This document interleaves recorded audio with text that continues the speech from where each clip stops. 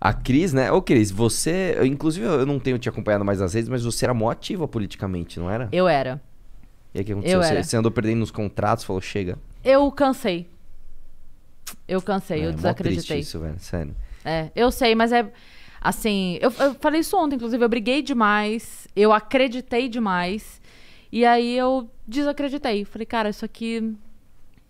Quando você começa a ver muita gente falando, vai ser diferente, não é, vai ser diferente, não é, vai ser diferente, não é, tem uma hora que você fala assim, cara... Cara, esse é o sentimento, e pra mim, esse é a maior culpa que o Bolsonaro tem no cartório, e já perdendo aqui os likes dos bolsominions, se você não sabe ainda que eu sou o inimigo número 1 do Bolsonaro, então, porra, tá desatualizado, mas enfim. O lance é o seguinte, cara, a pior traição que ele fez foi não só trair, né, as pautas de campanha, etc., foi a traição com um povo que tinha esperança. A gente tinha esperança pra cacete, bicho. A gente tinha muita. Cara, 2013 todo mundo saiu na rua, meio que sem pauta, né? O gigante acordou e lembra, não era pelos 20 centavos, tarará. Depois todo mundo foi meio que aprendendo, entendi, eu não penso isso, eu penso mais pra cá. Pô, são grupos diferentes, tal, não sei o quê. Legal, 2016, cara, mais de 1 milhão de pessoas na rua. O cara ganha eleição e qual o sentimento que a gente tem hoje? Porra, meu... Deu merda. Foi à toa. Nós estamos em 2021. Não vou dizer que foi à toa, porque tinha outras brigas ali, não era só essa. Mas é um sentimento assim de... Não é à toa, porque assim, isso é uma coisa que eu sempre falo, né? É claro que a polarização é um efeito colateral negativo do debate político, mas faz parte do amadurecimento. É melhor que a gente tenha a polarização e aprenda com ela do que a gente sequer ter a polarização. Sim. Né? A gente não debatia política aqui. Eu lembro, eu falo isso toda hora. Quando eu era criança, eu assistia filme, assim, eu assistia, sei lá, o Scarface e tal. E ele, né, que raiva de comunista. E eu, o que é comunista? Por que é comunista? Por que um chamou outro de comunista? O que o outro chamou de liberal? Eu não tô entendendo. E quem sou eu, né? Exatamente, gente. Eu não tinha a menor ideia do que era. Então... Eu acho que a polarização, claro, ela traz esse efeito colateral de você brigar, etc. Mas ela traz um amadurecimento. O problema é que a gente fez uma escolha muito errada e eu sou parte, eu tenho que me desculpar, porque eu sou parte disso. Eu tenho responsabilidade nisso. Você apoiava antes? Na verdade, é o seguinte, a gente nunca apoiou o Bolsonaro antes do segundo turno, né? A gente, em 2018, inclusive, a gente bateu muito no Bolsonaro. Tem um vídeo, inclusive, do Kim, que ele apanhou demais na época. Que, Kim, entre Alckmin e Bolsonaro, ele, cara, não gosto de nenhuma dessas duas opções, mas ainda vou no Alckmin. E todo mundo quer, não sei o que lá, tarará. Em 2018, nós tentamos fazer um candidato do nada, que foi Flávio Rocha. Nós tentamos ainda criar um candidato de primeiro turno, mas não deu.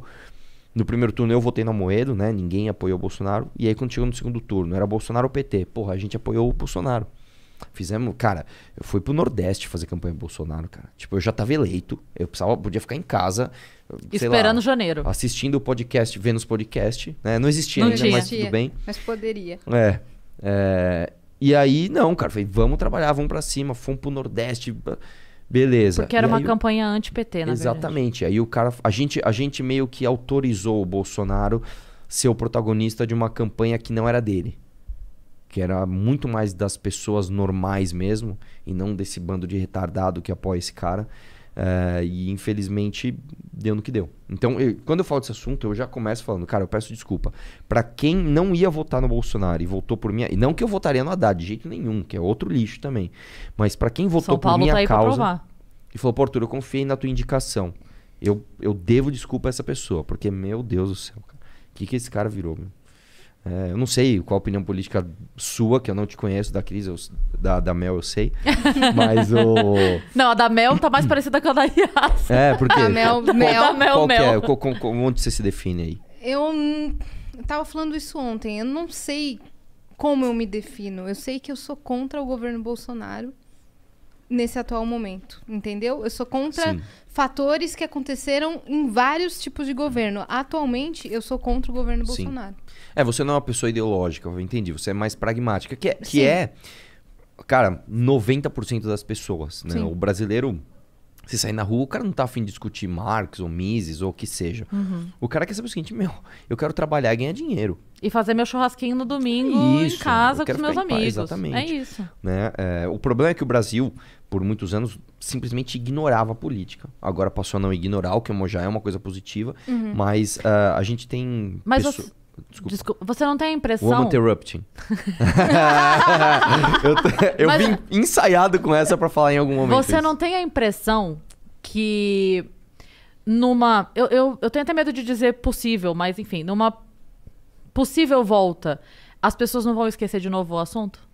Porque Como vai assim? ser conveniente? Como assim possível volta? Porque tem muita gente que a gente sabe que não são alienados. Estavam calados porque era conveniente, Sim. né?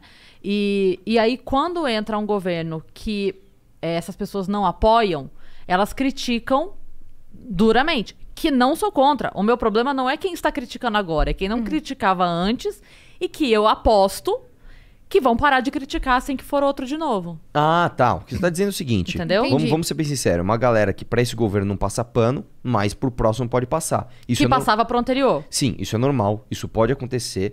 E isso pode não. Isso vai acontecer. Vai acontecer. Isso já existe. Né? Já tem gente, você pega, por exemplo, esses caras, Gregório do Vivier, você vai falar de corrupção do PT, o cara, ele faz exatamente igual o Bolsonaro, o bolsonarista. O bolsonarista, você critica o Bolsonaro, mas e o PT? Você critica o PT pra esses caras, porque o mensalão, mas e aí esse governo aí, Bolsonaro, fascista e Então, qual que é a nossa luta diária, cara? O que a gente tenta fazer todo dia? Cara, não passe pano, velho. Um político, e eu sou político, e eu tô falando, cara, o político ele não serve pra ser idolatrado. Ele não serve sequer pra ser apoiado. Ele serve pra ser cobrado. Ponto final. Acabou, não existe. Sim. Cara, Ele tem se que você... servir o país. Ele tem que servir a você, inclusive. Porque, cara, é um clichê. Eu ouço isso, sei lá, desde que eu ouvi Gugu Dadá. Político cobre o político, tá? Tá bom, beleza. E o que a gente vê hoje? A galera idolatrando cegamente e passando pano. Tá errado, velho. Sim. Né? E sempre, cara, isso é uma coisa que na história da humanidade, isso sempre foi assim. Todas as vezes que um cara comete um erro, pra ele não perder um apoio, ele joga uma culpa maior do que a que ele tem num inimigo em comum. Então, vamos lá. Eu sou bolsonarista. E aí eu tô indo lá e tô vendo as merdas do Bolsonaro. O que eu faço? Mas e o PT? O PT fez ainda pior. Então, a gente tem um inimigo em comum mais forte do que o que você pode falar do meu erro. Senão, o nosso inimigo em comum vai ganhar. O petista faz a mesma coisa. Então, uma coisa que eu falo pras pessoas é: não faça isso, cara. Não limpe a merda de um no outro. Né? Cara, é um clichêzaço. Você já ouviu isso da sua mãe 1 milhão de vezes. Um erro não justifica o outro, ponto final. E eu realmente acho que pode haver uma volta do PT ao poder. Eu realmente acho. Mas eu acho que diferente da primeira vez, a gente já tá com as armas apontadas, sabe? Já tá tipo, faz cagada aí. Né? Porque o meu medo, na verdade, é porque nesse caso a gente teria menos apoio. Não tô nem dizendo mídia no geral, mas de influencers No Twitter, por exemplo. nessa cobrança. Eu entendeu? acho que assim. Que hoje a gente tem forte. Sim. Mas aconteceram coisas graves antes que não tiveram essa cobrança forte. Eu acho que cada vilão dessa história tem suas ferramentas. Então vamos lá. Vamos pegar as ferramentas do PT. O PT tem sindicatos na mão. Sim. O PT tem parte da mídia que é petista e pronto, acabou. E se não quer chamar de petista, chame de psolista ou esquerda, mas tem uma grande parte da mídia que é enviesada e vai passar pano e pronto, final, ponto, vai ter.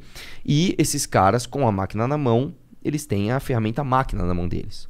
Do outro lado, quando você tem o bolsonarismo, você tem a máquina na mão quando eles estão com a máquina na Sim. mão. Você tem o aspecto ideológico muito mais forte. É muito mais forte do lado do Bolsonaro do que do lado do PT. Em que sentido? Porque, por exemplo, o cara que defendia o PT... Não tô questionando, tô tá perguntando certo. mesmo pra entender. Não, mas ó, é interessante essa pergunta. O cara que defende o PT, assim, eu defendo muito, poucos são os ideológicos.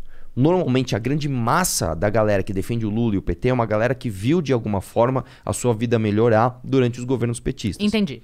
Então, ele tem ainda um calço de pragmatismo. Olha, eu não entendo muito dessa parte de ideologia, mas o que eu sei é que quando o Lula era presidente, eu comprei minha geladeira e comprei meu carro. Que aí é a pessoa que não entende de onde veio o plano real e toda a função econômica Exatamente. disso, que o Lula colheu esses frutos que não eram dele. Exatamente. O cara do Bolsonaro, não.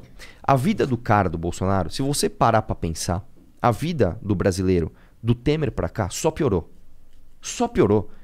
Dólar só aumentou, bolsa só caiu, a inflação tá gigante, poder de compra diminuindo. Só piorou, cara. Tudo piorou. Este cara, ele calca a sua defesa em quê? Em pura ideologia. Se você é contra o governo do Bolsonaro, não é como o lulista que ele fala assim, você então é contra eu comprar uma geladeira. Porra, na época do Lula eu comprava geladeira. Esse cara é o seguinte, você é contra o Bolsonaro, você é contra a família. Você é contra os cristãos. Você é contra o conservadorismo. Então você vê que são coisas... Os valores tradicionais Exatamente. da família brasileira. Você vê que tem muito mais um aspecto de seita do que o outro. E como eu te falei, cada lado tem as suas ferramentas. E aí a gente vai entrar numa discussão que ela é um pouco subjetiva, mas eu acredito que as ferramentas do PT estão enfraquecidas. Por quê? Como eu falei, primeiro eles têm os sindicatos. Os sindicatos não têm mais o poder que tinham antes. Né? Primeiro... Você acha que não pode voltar? As taxas todas que foram tiradas? Pode, mas eu acho difícil, porque além dessa parte institucional que eles perderam, o imposto sindical obrigatório, etc., você tem hoje... Que foi um alívio, né? Foi. Você tem uma massa de informação muito maior. Antes, por exemplo, simplesmente não se discutia direitos trabalhistas. Você pegar quando o Lula ganhou, você não tinha o outro lado da moeda. Você não tinha pessoas falando por menos direitos trabalhistas. Você tinha um ou outro, mas era um mar de gente lutando pelos direitos trabalhistas. Quero direito trabalhista. Tarará. Quando a Dilma ganhou em 2014, o questionamento já estava muito mais aflorado. E agora, então, ainda mais. Então, eu acho que essa ferramenta está enfraquecida. Eu adorei. Eu não sei onde é que foi que eu vi o lance lá do pessoal que tava brigando pela CLT, brigando pela SLT, mas daí na hora de contratar, tava contratando o PJ. Os dois, o PT e o PSOL, mesma coisa. E aí, assim, porra, mas não é tão bom? Por que vocês não estão contratando CLT?